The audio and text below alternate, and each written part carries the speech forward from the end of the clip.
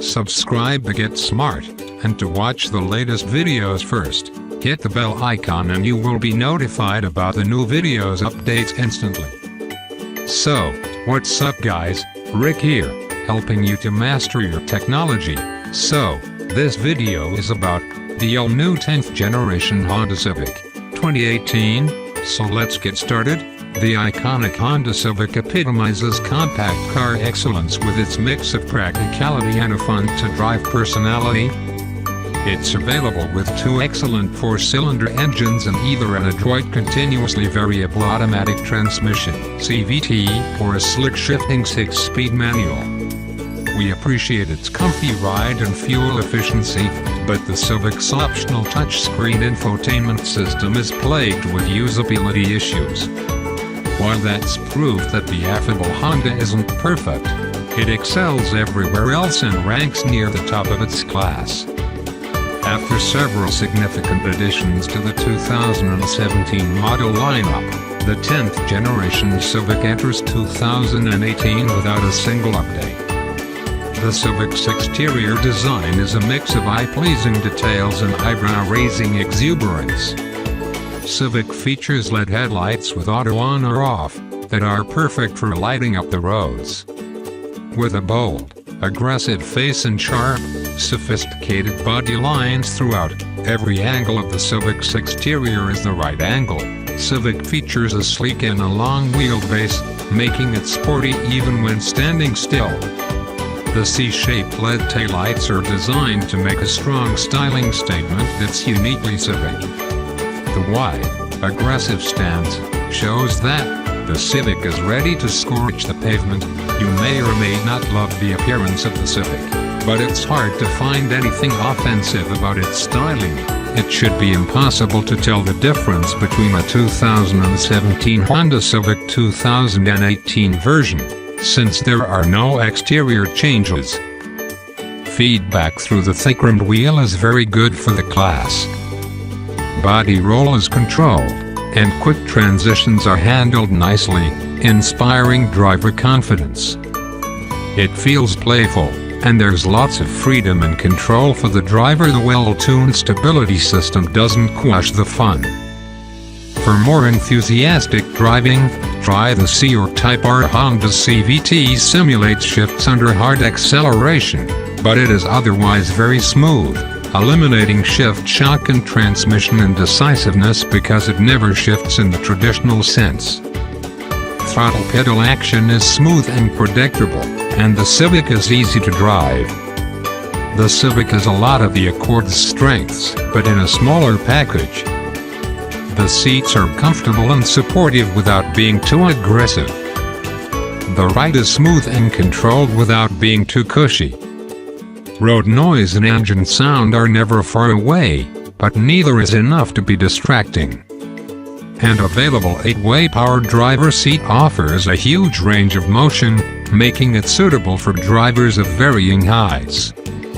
There's a good balance of give and support, and the seats remain comfortable on longer drives. The back seat is comfy as well and doesn't feel like an afterthought. The Civic rides like a bigger, more refined car. As in a German car, you feel road imperfections, but impacts are very well damped. Big undulations, especially mid-corner, are handled with impeccable control and betray not one iota of float. The coupe feels fractionally firmer and sportier. Steering is precise, with consistent, natural-feeling weighting. The variable ratio system combines supreme steadiness when cruising straight with quick reflexes in corners and tight turning in parking lots. The main instrument cluster consists of a TFT screen with a half-moon tacho wrapping around a digital speedo and lots of selectable ancillary info. The graphics are clear enough, if not especially beautiful.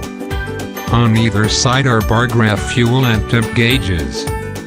The main central touchscreen measures 7 inches on upper spec versions, and 5 on the lowest. The bigger one features Honda Connect, linking you to web-based apps and traffic, and enabling Apple CarPlay and Android Auto. Response time and touch smoothness of the screen are first rate. You can quickly adjust temperature with actual knobs on the dash, but if you want to redirect the airflow or change fan speed, you're into the screen. Map graphics also look dated. Apple CarPlay and Android Auto are included as standard and provide familiar interfaces that are better than Honda's. The texting function is particularly helpful and greatly reduces the distraction factor. Occasional glitches between Honda's system and Apple CarPlay were noted. False alarms from the overly sensitive frontal collision system are common and become tiresome very quickly. You can adjust the sensitivity, but even in its least intrusive mode it's still a problem. The Watch blind spot camera is sometimes more of a distraction than a help. Lying below all that, the central spine of the Civic is vastly accommodating. A 2-level tray holds a phone or 3. A conduit takes a USB cable from the low-mounted slot to the upper-level tray. That's thoughtful.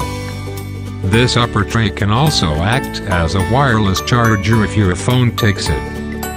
Behind that is a big armrest cubby cup holder setup with dozens of possible arrangements. Almost every 2018 Honda Civic variant manages combined mileage near 35 miles per gallon, and the one that doesn't is still brilliant.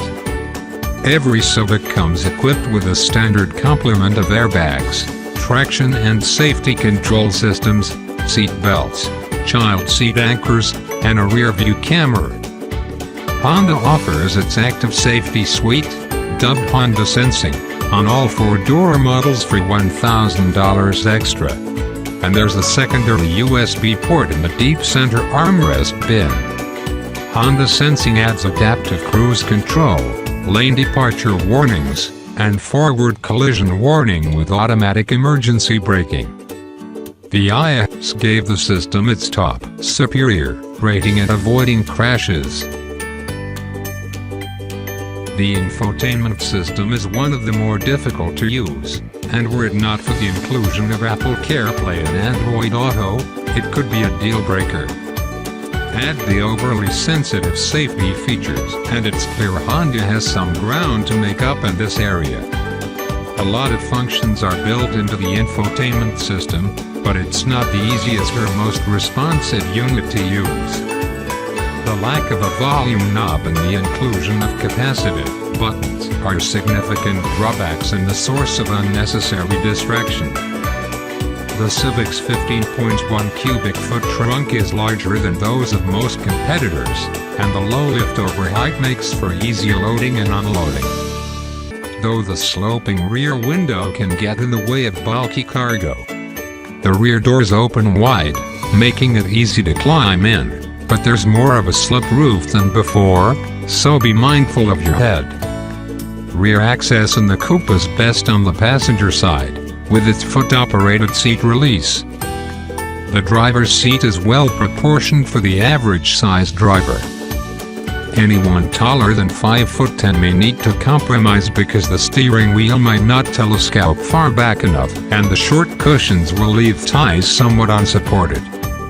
The Civic is spacious up front, offering plenty of headroom even with the sunroof. Latch anchors are marked in the rear seats for the child safety, but it takes a little digging to access them.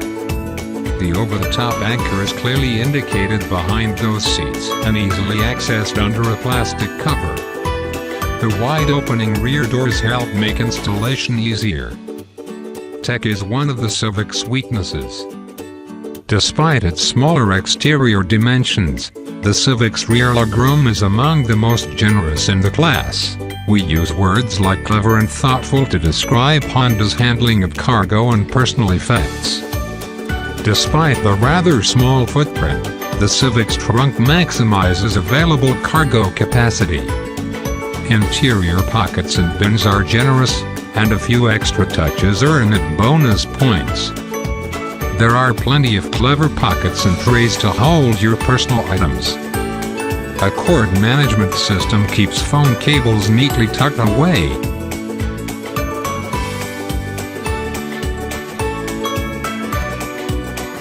The turbocharged engine has a very un-Honda-like growl to it, and the CVT causes a light drone when accelerating.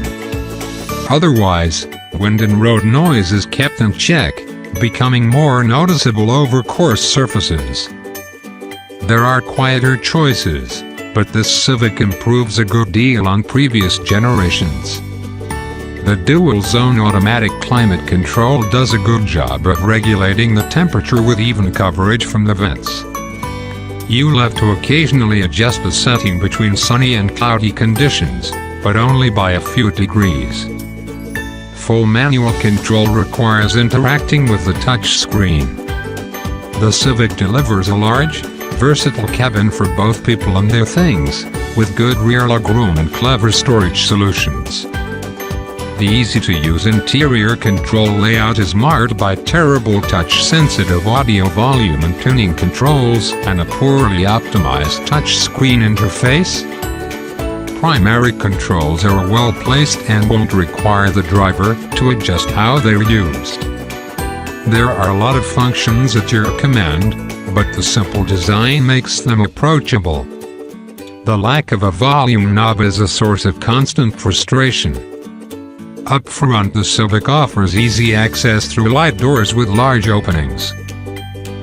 The available 1.5-liter Turbo 4 is unusual in its sound and power delivery for a Honda engine, but it offers best-in-class power and fuel economy. It's worth the extra money. All around, the Civic's driving performance is top-notch, with strong brakes and accurate steering.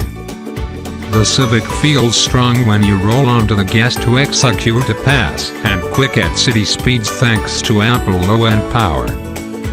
The strong 1.5-liter turbocharged engine accelerates like few others in the class as it pulls seamlessly to cruising speed, with an outstanding 0-60 miles per hour time of 6.7 seconds. Whether it's a casual suburban stop or heavy braking at a surprise red light, stops are sure and straight with a firm pedal that's easy to modulate. In our emergency braking test, the Civic posted slightly better than average stopping distances. In the back, a 6-foot-tall rear passenger will have sufficient legroom behind a light-heighted driver, but will wish for more headroom. There's good visibility out the front and side windows, thanks in part to front pillars that aren't too thick.